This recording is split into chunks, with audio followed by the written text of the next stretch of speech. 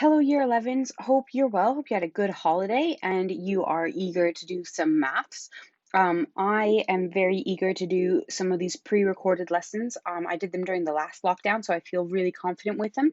But if you'd like to do some live lessons, if you can comment on Google Classroom and let me know, then we can definitely make that happen as well.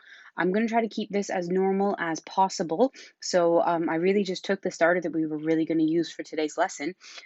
Today we're going to talk about ratios. It was a bit of an issue in the mock exam, and it's something that you'll definitely need quite a bit in life. Their ratios are things that we use quite a bit. So we're going to talk about those for the next few lessons with me. Your starter is 10 questions on prior maths questions that you've definitely done. So go ahead and have a go at those in your book. I'm going to press pause now and I'll do the answers. And then when in just a moment, all of the answers will come up for you. All right, so there you go. There's your answers. 8 times 6 is 48. 4 take away 6 is 2 minus 2. Square root of 121 is 11. If you expand that bracket, you get 2x squared plus 7x. 10% of 65 is 6.5. So if you multiply that by 3, you should get 19.5. 0.75 is a fraction, is 3 quarters. 9 out of 100 as a decimal, 0.09. For question 8, you could have had any of those numbers. You just need one of them. The circumference of a circle is pi times pi diameter. The radius of this circle is 4, so the diameter is 8. So the circumference is 8 times by pi, or 8 pi. I don't have my calculator on me. You could have used your simple to difficult button as well there to get a decimal. And the lowest common multiple of 2, 3, and 5 is 30. So 30 is the smallest number you can count to by 2 and 3 and 5. All right, let's talk about ratios. So our plan for today is, can you simplify all ratios? The answer is probably yes, but I'm going to add in some slightly more interesting ones. Can you use a ratio to find a missing amount? Probably. Can you also use a ratio in context? That's normally the one that gets to us. There's a lot of words involved in that one. So we're going to look between grades 2 and grade 4 today, and we'll see how that goes. Here we go. All right, so this is just a quick recap. These are things I'm almost certain you already know how to do. So I'll just talk through them. And if you have any problems during the lesson, just like I said, leave me a message on the Google Classroom. So we need to write these ratios in their simplest form. So we just need to simplify them by dividing both sides of the ratio. So for question A, we've got 5 to 10. 5 and 10 both have 5 in common, so we can divide both sides of the ratio by 5. We get 1 to 2. So 5 divided by 5 is 1, and 10 divided by 5 is 2. All right, for question B, we've got 4 to 12. Now, those are both even numbers, so I can divide both sides by 2, and I end up with 2 to 6.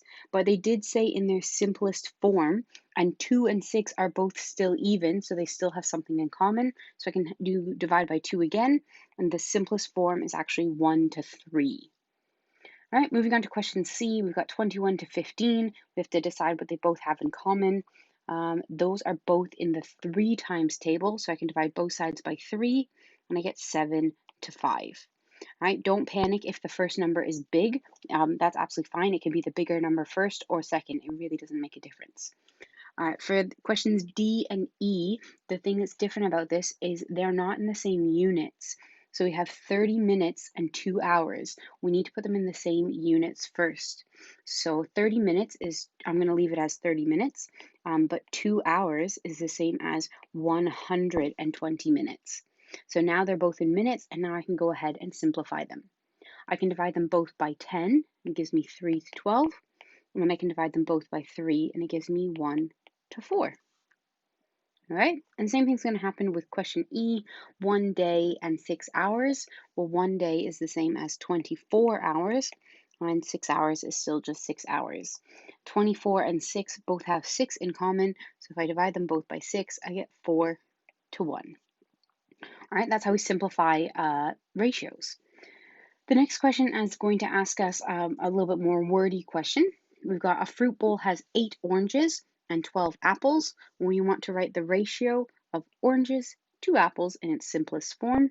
So we want oranges first and then apples. There are 8 oranges and 12 apples. They have to stay in that order. And then they say in its simplest form. So we need to write 8 to 12 in a simpler way. They are both in the 4 times table, so if we divide both sides by 4, we get 2 to 3. And there we go, that's our final answer. I'm going to skip the next question just because I feel like by now you're probably bored of listening to me talk and you probably want to do some examples. If you want me to do question 3, comment in the Google Classroom. All right, main idea for today. Example 1. To make some puff pastry, Dylan is going to mix butter and flour in the ratio 5 to 8 by their weights. Dylan uses 20 grams of butter. How much flour does he use? So we need to mix butter and flour in that order. So I'm going to start by writing those 2 letters down. Butter comes first and then the flour afterwards. It says that the ratio of these two things is 5 to 8. So I'm going to make sure that I keep everything in the same order. It also tells me that Dylan uses 20 grams of butter. So under the letter B, I'm going to write the number 20. They want me to find out how much flour is he going to use. So I need to ask myself, how do I get from 5 to 20? And hopefully you're thinking you should times by 4, so you should also do the same thing on the other side. Times by 4 there, and we get 32. So the answer is 32 grams. All right, let's try another one. So Ashley's doing some painting, and she's going to make some purple paint by mixing together red paint and blue paint in the ratio 2 to 3. So let's write that down. We've got red paint and blue paint, and it's in the ratio 2 to 3. She uses 6 liters of red. So underneath the R, we're going to write the number 6. How much blue paint does she need? So we want to find out what number should go here. I do always like the arrows. What multiplies from 2 to 6? That would be times by 3. So on the other side, we also times by 3. 3 times 3 is 9. So she needs 9 liters of blue paint. The next question in part B, it says how much purple paint does she make in total? Well, if she uses 6 liters of red and 9 liters of blue, altogether she makes 15 liters. All right, hopefully these questions are making sense. I'm going to try 1 or 2 more and we'll see how that goes.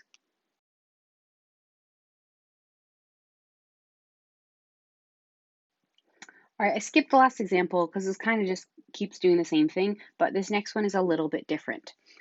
So in all of the last examples, we could just very nicely multiply up and then the question was done. This one, we actually need a step in between. So we've got 5 pens cost 75p, and we want to find out how much 8 pens are going to cost. So we're interested in the pens and how much they cost. So we have pens and their cost. Okay, it's all right to write out full words like that if you'd like. So it says 5 pens cost 75p. And what our plan is we want to find out how much do 8 pens cost. Now I left a giant space there for a reason. If I don't have my calculator, it's not really easy to get from 5 to 8. So I can actually do an intermediate step, and there is a number that 5 and 8 have in common, and the number they have in common is 1. So if I find out how much 1 pen costs, then I can multiply up. So if I want to get from 5 down to 1, I can do divide by 5. So I can also divide by 5 on the other side. 75 divided by 5 is 15p. So I now know that 1 pen is going to cost me just 15p. So if I want to find out how much does 8 cost, I can multiply up by 8. All right, and I get, I believe it's 120p. You can also write it in pounds. That would also be fine. Either of the 2 answers is acceptable. All right, so those are the 2 things you're going to be doing today. You're either going to be straightforward multiplying up, or you might need to do the intermediate step and find 1. Okay, that way will always work. Sometimes it's going to give you more of a decimal, but it will always work as well. All right, do let me know if you have any questions at all. I'll be on the computer the entire time during your lesson. Please complete the main task, which is on the last slide of the Google Slides during the lesson, and then you can start your homework. All right, have a good day. Bye.